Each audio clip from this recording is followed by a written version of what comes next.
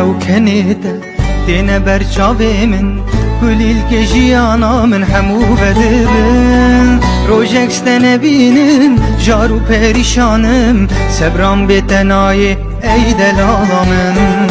rojek ste nebînim jar û perîşanim sebran bê tenayê ey delala min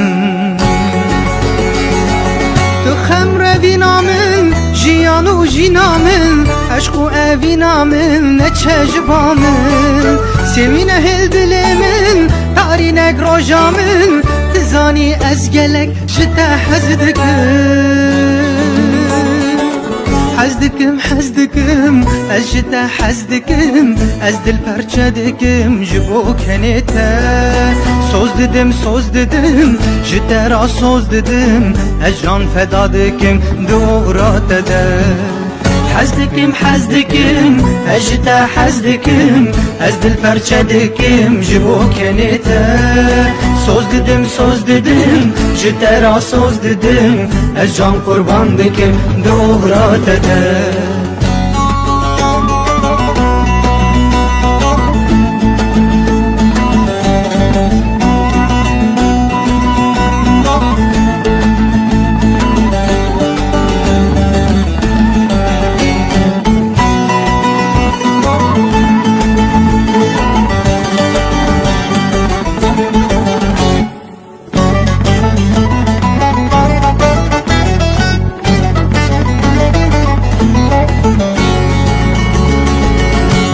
ey delali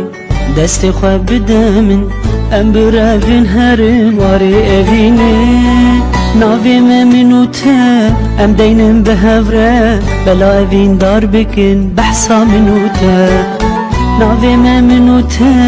em deynin bi hevre bela evîn dar bikin behsa min û te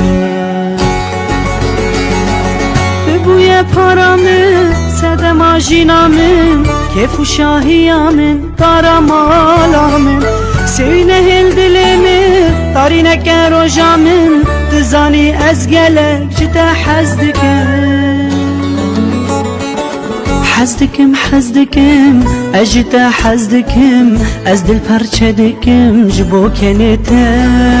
soz didim ji te ra soz didim ez can feda dikim dora te de hez dikim ez ji te hez dikim ez dil perçe dikim ji bo kenê te soz didim